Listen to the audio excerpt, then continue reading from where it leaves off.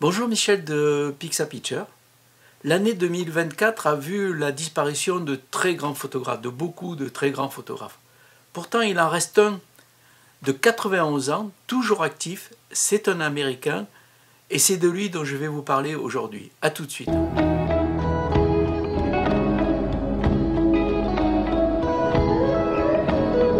Ce photographe, c'est Bruce Davidson. Il est né en 1933 à Chicago. Il est le petit-fils d'une famille d'émigrés polonais. À l'âge de 5 ans, ses parents vont divorcer. Sa mère va être obligée de travailler pour nourrir lui et son frère. Et il va passer son temps chez sa grand-mère et surtout dans la rue avec son frère où il va traîner dans la rue. Alors au niveau école, ça ne va pas être ça, c'est un très mauvais élève. Il va passer son temps donc à traîner. Alors ce qu'il va faire, c'est que il va rencontrer un copain qui fait des photos, qui va lui montrer qu'il a fait une espèce de labo dans sa cuisine, lui montrer un peu comment on développe les films.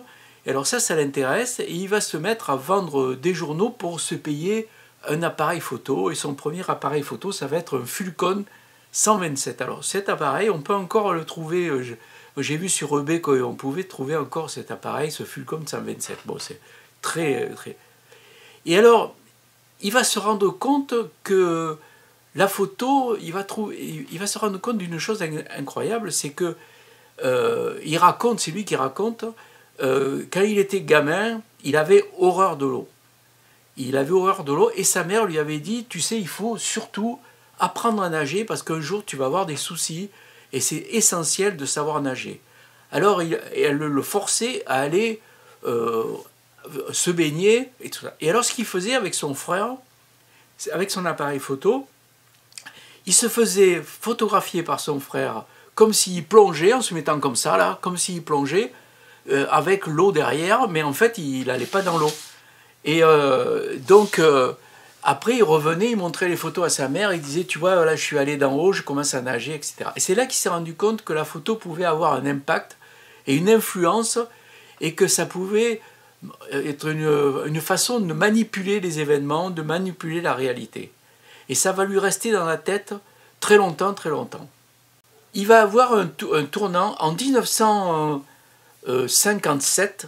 Il va aller à l'armée et il va être mobilisé pour passer son service en France. Et donc là, il va aller à Paris. Et c'est là qu'il va découvrir Cartier-Bresson. Il va rencontrer Cartier-Bresson grâce à une amie qui connaît Cartier-Bresson. Enfin bref. Donc il va rencontrer Cartier-Bresson et il va commencer à lui montrer ses photos. Et Cartier-Bresson va être très intéressé, il va lui dire, il faut absolument que tu continues, c'est vraiment très intéressant tes photos, continue, tu as un style, tu as quelque chose, continue, continue. Alors lui, assez pugnace, il commence à faire des photos et il envoie des photos comme ça à Life, carrément. Et ces photos vont être remarquées, il va même avoir une publication un jour de ces photos qu'il a faites, donc il va petit à petit commencer à travailler avec ce magazine. Au début, il va être pigiste. Alors ce qui est étonnant, c'est que la rapidité avec laquelle il va faire carrière, c'est que un an après avoir rencontré Cartier-Bresson, en 1959, il intègre l'agence Magnum. Alors pour Life et pour Magnum, il va faire beaucoup de reportages. Et notamment, il va assister dans les années 60 au tournage du fameux film de John Huston, Les Nez Accès, où il va photographier Marilyn Monroe et les autres. Je vais vous montrer le livre que j'ai à propos des portraits qu'il a fait de Marilyn. Ces photos intéressent aussi les gens, Life, le reportage, mais aussi les magazines de mode, et notamment Vogue, le contacte pour qu'il fasse des photos de mode avec un peu le style, un peu reportage. Et donc pendant 3 ans, il va travailler pour Vogue. Alors les photos qu'il a faites pour Vogue, moi je trouve pas que c'est le meilleur travail qu'il ait fait. Hein. Mais bon, voilà, je vous montre quelques photos qu'il a fait pour Vogue. Mais ce qui l'intéresse, c'est la rue. Et ce qui l'intéresse aussi, c'est les gens qui sont un peu à la marge. Alors déjà, il va avoir fait un reportage dans un cirque sur un nain qui va suivre pendant longtemps. D'ailleurs, il le verra même beaucoup tard après, quand lui va être marié, enfin, etc. Il va faire, c'est un des premiers reportages qu'il va faire sur le cirque, sur ce nain. Après, il va faire d'autres sujets. Et notamment, ce qui va l'intéresser, c'est la communauté noire américaine. Et il va s'intéresser notamment à un des quartiers les plus défavorisés de New York, à Harlem, qui c'est le East 17th Street. Je ne le prononce pas bien, mais enfin, bref. Et alors là, il va adopter une méthode très particulière. Alors, il est blanc, hein, donc on ne peut pas dire qu'au départ, il soit très accepté dans ce quartier où c'est quand même un peu pas facile. Hein. Et alors, ce qu'il va faire, il va sonner, il va taper aux portes avec ses photos et en demandant aux gens s'ils sont d'accord pour les photographier pour rentrer chez eux. Et donc il va faire toute une série de photos et petit à petit il va s'intégrer à cette communauté et il raconte qu'il va arriver à un moment à faire plus de 2000 photos. Alors chaque fois il demandait l'autorisation, il faisait les photos, après il faisait les tirages, il donnait les tirages aux gens. Hein. Donc ce n'était pas des photos volées ou les photos comme ça, c'est tous des photos où les gens acceptaient d'être photographiés. Et alors ce qui est étonnant, c'est qu'il va y avoir une expo au musée d'art moderne de New York de ces photos qu'il a faites là justement à Harlem. Et alors il va avoir une idée, c'est qu'il va décider pour l'inauguration de l'expo d'inviter tous les gens qui avaient photographié. Alors ce qui est étonnant, c'est que cette communauté noire pauvre va se retrouver au musée d'art moderne de New York à regarder ses propres photos, ses propres portraits. Et donc c'est un autre monde qu'ils vont découvrir, donc c'est assez fabuleux la façon dont il photographiait les gens et comment la sensibilité qu'il avait par rapport aux gens. Alors il va continuer à faire des portraits de personnalités, tout en continuant son travail sur la communauté noire. Il va beaucoup travailler sur la communauté. Il va défendre, lui ce qui l'intéresse, c'est justement de défendre les peuples pauvres. D'un côté, il faisait des photos de Brad Pitt, et de l'autre côté, il allait faire les Noirs qui habitaient, les pauvres qui habitaient à Harlem. C'est ça qui est la force de ce photographe, et la sensibilité et les photos extraordinaires. Moi, je trouve que c'est des photos extraordinaires. Et alors, à un moment, il va être intéressé par un autre sujet. Dans les années 80, il va s'intéresser au métro de New York. Alors il va être étonné de voir la faune qu'il y a à l'intérieur. D'ailleurs, il va comparer le métro de New York comme un wagon à bestiaux. Et alors au début, il va commencer à faire des photos en noir et blanc. Il travaillait beaucoup en noir et blanc. Et il se rend compte que ça ne va pas, qu'il y a quelque chose qui ne va pas. Et il se met à la couleur. Et donc là, pareil, il va se lancer dans ces fameux films, les Kodachrome dont je parle souvent. Et là aussi, vu qu'il est dans le métro, c'est pas, en plus le métro de New York, c'est pas celui de Paris, hein, c'est vraiment quelque chose d'assez glauque, hein, on peut pas dire, c'est lui-même qui le dit. Il va se mettre à photographier au flash. Alors évidemment, c'est pas discret, hein. Et puis lui, c'est pas le style à faire des photos volées. Donc toujours pareil, il avait toujours avec lui comme un book, son book là, et il montrait les photos aux gens en disant, voyez, regardez, j'ai fait ça, est-ce que ça vous va que je vous fasse en photo? Et comme ça, il shootait les photos des gens dans le métro qui étaient plus ou moins à gare en allant travailler ou en revenant. Donc c'est vrai que c'est un milieu il va travailler pendant de nombreuses années sur ce métro de New York, jusqu'au moment où, alors des fois ça a été difficile, où il va être carrément agressé par un mec qui va lui piquer son appareil photo, enfin bref. Mais ça n'empêchera pas de continuer à faire des photos. Et du coup, il va y avoir un livre qui est sorti en couleur, que j'ai ici, que je vais vous montrer.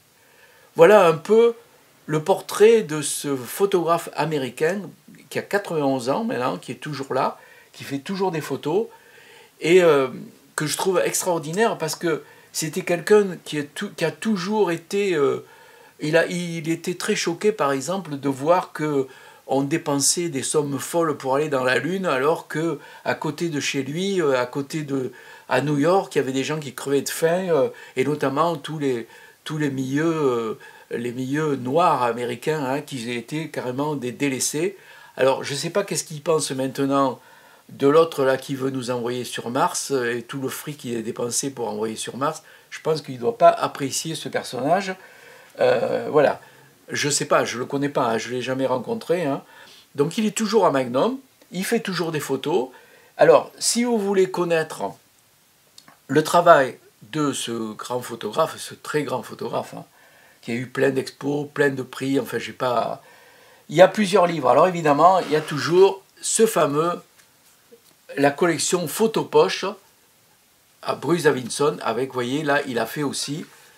Voilà, là, on voit le nain qu'il a photographié, voilà. C'est en 58. Il a fait tout un truc sur le ciel, et notamment sur ce personnage-là, qu'il a suivi pendant de nombreuses années. Voilà. Je vous montre un peu les photos qu'il faisait dans la campagne irlandaise. Enfin bref, il est allé un peu partout. Et surtout, évidemment, tous les quartiers pauvres de Harlem. Voilà. Il a fait beaucoup de photos. Donc voilà, ça c'est le photopoche. Alors en plus, il y a un texte français vachement intéressant parce que c'est lui qui raconte sa vie, qui est vraiment très intéressant. C'est vraiment très intéressant. Et en plus, évidemment, c'est toujours pas cher. Alors après, moi j'ai 2 livres de lui. J'ai le livre qu'il a fait sur les portraits. Notamment, là, on voit Marilyn Monroe dans ce fameux film où tous les acteurs, Miller, lui, quelques mois après la fin de ce film, ils sont tous morts, les 4 là. Voilà. Alors, voilà, je vais vous montrer un peu le style. Alors, c'est un livre américain. Alors, je vais regarder, c'est aux éditions Aperture. Voilà. Alors, donc, il y a les portraits, samedi du genre, plein de personnalités. Évidemment, il y a aussi, vous voyez, plein de portraits. Je vous montre, regardez. Et il y a aussi, bien sûr, voilà, les photos du tournage. Vous voyez, il y avait donc Arthur Miller, John Huston qui est là, ici derrière, Montgomery Clift, voilà. Et tous ces personnages sont morts. Là, c'est Simone Signoret avec Yves Montand, où il y a une relation. On voit Simone, c'est intéressant cette photo, parce que quand ils se sont rencontrés avec donc Henry Miller, qui était marié à Marilyn Monroe, et Yves Montand, qu'on ne voit pas là, mais qui était avec Simone Signoret, Yves Montand a eu une relation avec Marilyn Monroe, et on voit Simone Signoret là, qui a un regard plutôt dur, en se rendant compte de ce qui est en train de se passer là. Bon, ça c'est une anecdote, hein, voilà. Vous voyez un peu, voilà. Alors, regardez un peu les portraits, super, hein, voilà. Je vous montre un peu tous les portraits. Donc ce livre, voilà. Alors vous voyez, à l'intérieur, il y avait ça. Voilà. Regardez comme c'est beau. Voilà. Alors, voilà, ça c'est le livre sur les portraits de Bruce Davidson. Et alors, un qui est très beau. Là, vous voyez, il n'y a rien, même pas marqué que c'est lui qui a fait les photos. C'est pareil. Alors, c'est les photos en couleur qu'il a fait du métro de New York. Voilà. Alors, c'est écrit en tout petit. Voilà. Et là, vous voyez, je vous montre. Donc, vous voyez, c'est pas le métro, là, c'est de New York, c'est quelque chose. Hein. Voilà. Regardez. Les gens qui aiment les graffitis, comme moi, ils sont servis, là. Voilà. Voilà. Alors, voilà.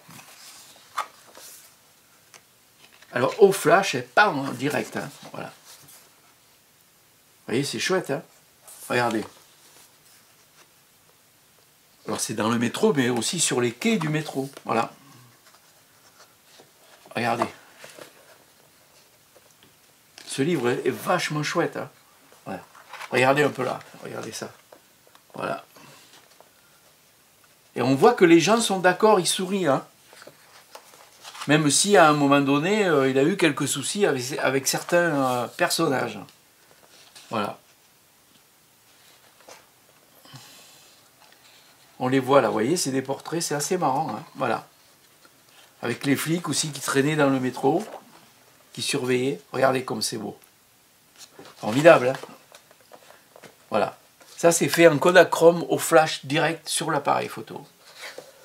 Voilà un peu le portrait de ce photographe de Magnum, de 91 ans.